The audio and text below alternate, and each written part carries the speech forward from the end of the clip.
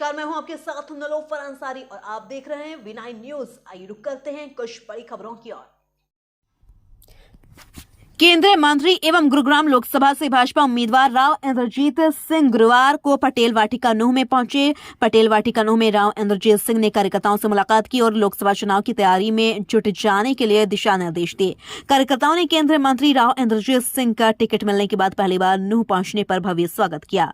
राव इंद्रजीत सिंह से जब सवाल पूछा गया कि इस बार मेवात में आपको कितनी वोटों की उम्मीद है, तो उन्होंने कहा कि रमजान के महीने के दौरान मुझे नूह आने का अवसर मिला। पार्टी के साथियों से, पुराने साथियों से जब बातचीत की तो उन्होंने सलाह दी है कि फिलहाल आप मेवात के अंदर एक कार्यकर्ताओं की मीटिंग करिए और ईद के बाद प्रचार के अंदर मेवात के अंदर निकलना।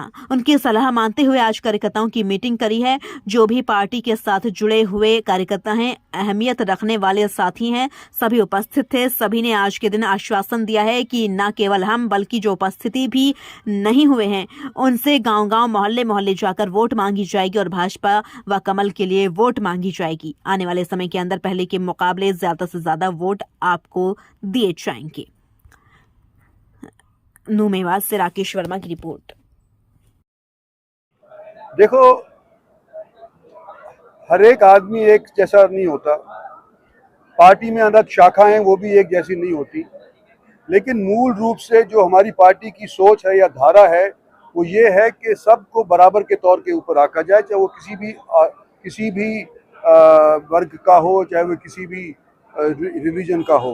तो मैं समझता हूँ कि सबका साथ देने वाली जो हमारा नारे की बात है, सबका साथ सबका विकास करे, उसके अंदर सभी मजहब के लोग शामिल होते हैं।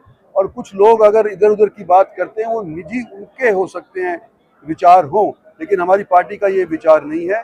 हमारी पार्टी का तो यही विचार है, हमारे प्रधानमंत्री का यही विचार है कि सबको साथ लेकर के हिंदुस्तान को अगले 25 साल के अंदर, जब हम 100 साल पूरा कर लेंगे आज़ादी का, उस टाइम तक भारत को विकसित देश बना करके हम दुनिया के मानचित्र के ऊपर खड़ा कर देंगे। भैया वो मुझे नहीं पता कि गुरेज कर रहे हैं नहीं कर रहे हैं, लेकिन अगर वो कुछ इस बारे में सोच विचार कर रहे हैं तो आमतौर के ऊपर आप मेवात के जो लोग हैं उनके ऊपर उनको ज़्यादा भरोसा था और इस बार वो भरोसा टूटता नजर आ रहा है। इस वक्त शायद दोबारा से सोचने की नौबत आ गई है।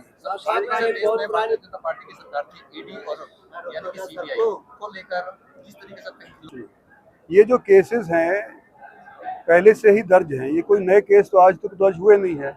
तो जैसे हिंदुस्तान की न्यायपालिका है, हम भी वकील हैं, ये भी वकील हैं और भी साथी यहाँ पे वकील बैठे हुए। हिंदुस्तान में जुर्म करने के बाद कई साल बीत जाते हैं सजा मिलने तक। न्याय प्रक्रिया इस किस्म की है। तो ये जो पहले के किए हुए दर्ज केस हैं उनके ऊपर आज के दिन कुछ ना कुछ कार्रवाई होने लग रही है। हमने अपनी तरफ से थोड़ी कराई है, ये तो इंडिपेंडेंट एजेंसीज है।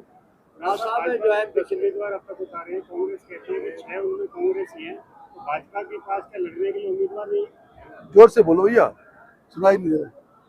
कांग्रेस कहती है कि 10 लोकसभा के जो उम्मीदवार भाजपा ने उतारे हैं उनमें से 6 कांग्रेसी हैं, तो क्या भाजपा के पास लड़ने के लिए उम्मीदवार नहीं है? भाई जैसे हम कांग्रेसी जन भाजपाई हो गए, मैं तो ये उम्मीद कर रहा हूँ कि मेवात के लोग भी भाजपाई हो जाएंगे।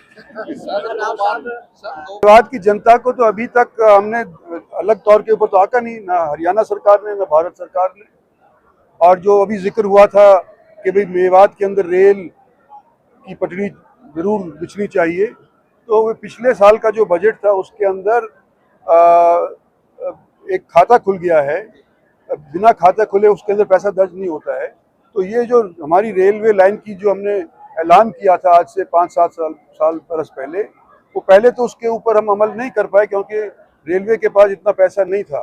लेकिन अब आज के दिन जब हमारा देश समृद्ध हो रहा है, हमारे खजाने के अंदर पैसा है, तो मेरे को पूरी उम्मीद है कि आने वाले समय के अंदर 5 साल के अंदर मेवात के अंदर रेल भी दौड़ने लग जाएगी। एक चीज़ तो हो नहीं सकती, कई चीज़ मिल करके जैसे मुट्ठी बंद होती है, तो आज के दिन मेवात की मुट्ठी बंद नजर आ रही है।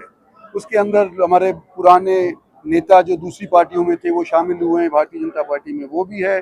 भारतीय जनता पार्टी की केंद्र की नीतियां हैं सो भी हैं, हरियाणा सरकार की नीतियां रही हैं सबको बराबर के आंकने की, वो भी रही हैं। और मैं समझता हूं जो कि एक टाइम के ऊपर ये भय था कुछ लोगों के अंदर कि शायद अगर भारतीय जनता पार्टी की सरकार बना दे तो हमारा तेल निकाल देगी। तो ये जो जो जो जो भड़काऊ विचार कुछ लोगों ने मेवात के लोगों के अंदर डाल दिए थे, तो लोगों ने तो देखा है कि भाई अब इस तरह का तो वातावरण है नहीं। तो मैं समझता हूँ अपने आप ही लोग समझ करके भारतीय जनता पार्टी के अंदर जुड़ने लग गए हैं, और पूरे तौर के ऊपर भारतीय जनता पार्टी को और केंद्रीय नेतृत्व को भी ये उम्मीद है कि इस बार भारतीय जनता पार्टी को मेवात से भी जीत यानी ये माना जाए कि सरकार ने 10 साल बिना किसी भेदभाव के काम कराए, आपकी छवि को और ज्यादा देखते हुए ज्यादा उठते हैं। देखो वो तो मेवात में तो काम बढ़िया तौर के ऊपर करवाए हैं, इसके किसी को मतलब दोहराने की आवश्यकता नहीं, सबकी नजर के सामने है। लेकिन ये तो उम्मीद है ही कि इन कामों में अगर हमने अपना मन दिया है तो मेवात भी अपना मन हमारे को देगा जब हमारी सरकार बनने की बात आएगी। तो ये देखो उम्मीद करते हैं कि मेवात हमको समर्थन देगी और पहले की निस्बत ज्यादा काम मेवात के अंदर हम करवा पाएंगे।